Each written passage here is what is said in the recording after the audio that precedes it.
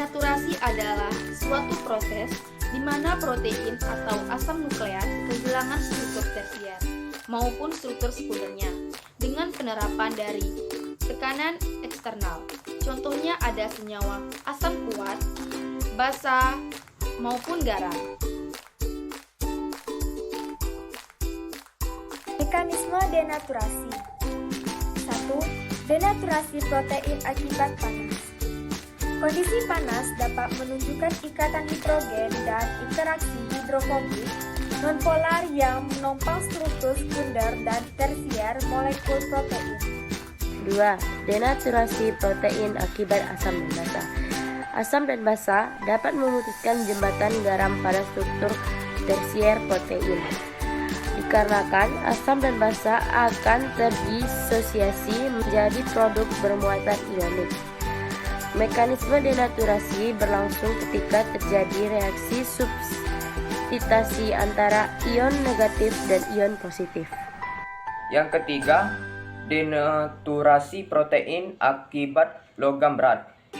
Protein yang bereaksi dengan logam berat akan membentuk protein logam yang tak larut. Protein kemudian akan mengalami presipitasi bila bereaksi dengan ion logam.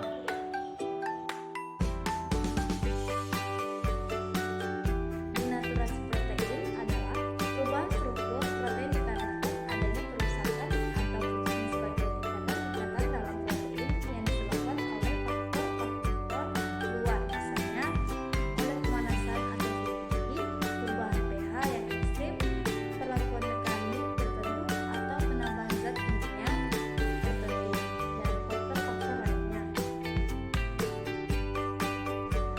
Protein didenaturasi bisa menunjukkan beberapa karakteristik dari hilangnya kelarutan pada agregasi komunal. Agregasi komunal adalah fenomena agresif protein hidrofobik kepada data mendekat dan membentuk ikatan selang mereka sehingga mengurangi lebar areal terkena cairan. Biasanya protein biologis kehilangan fungsi biologisnya ketika didenaturasi.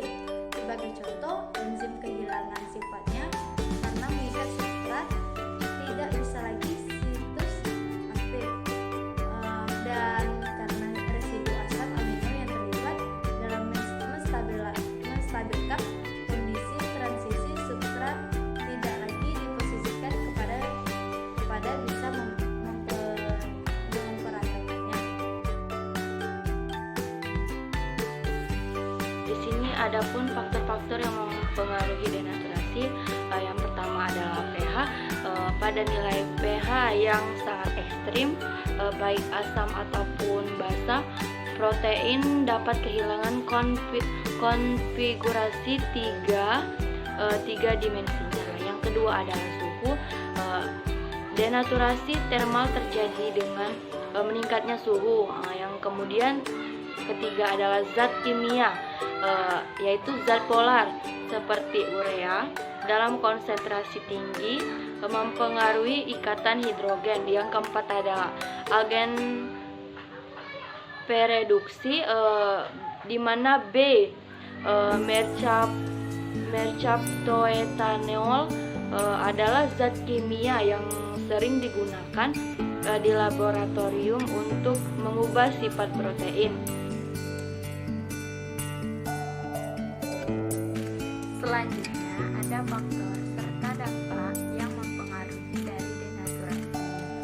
Faktor yang mempengaruhi denaturasi yaitu ada pemanasan, pH, bahan kimia, dan bahan organik.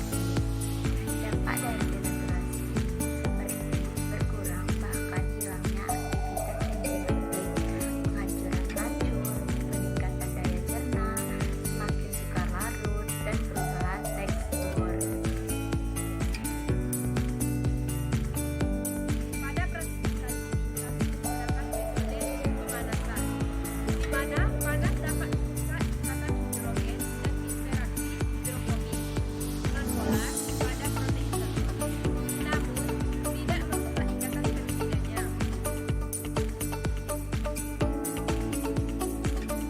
Selanjutnya alat dan bahan yang perlu kita siapkan ialah 2 telur, sedikit air,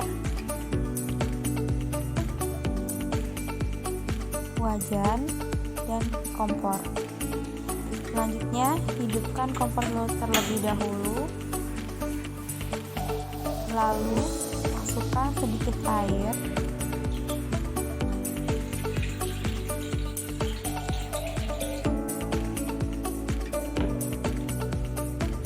kemudian pecahkan 1 telur dan masukkan ke wajan.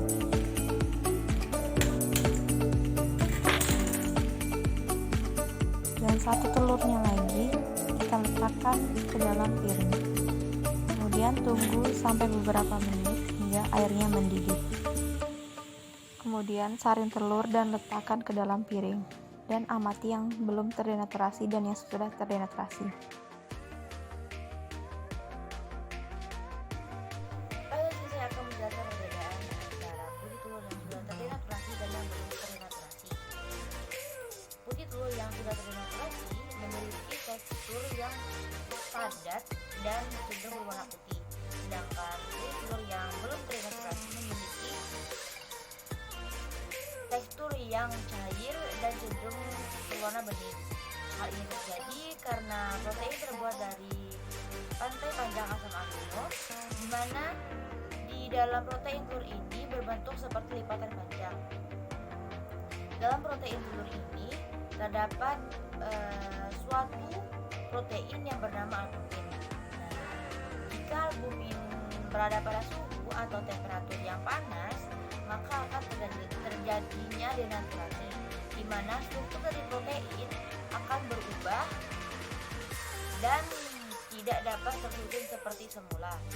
Hal inilah yang menyebabkan warna pada putih telur yang semulanya bening menjadi putih dan tekstur yang semulanya cair menjadi padat. Perlu diketahui denaturasi pada telur ini sebagai penurunan bentuk struktur karena terjadi pemutusan antar molekul dan gaya antar molekul pada gugus hidroksil dan hidrofobik lainnya. Hal ini terjadi karena protein terbuat dari rantai panjang asam amino, di mana di dalam putih telur protein ini terbentuk seperti lipatan yang panjang. Jadi, protein pada putih telur ini terdiri dari satu jenis protein yang bernama albumin.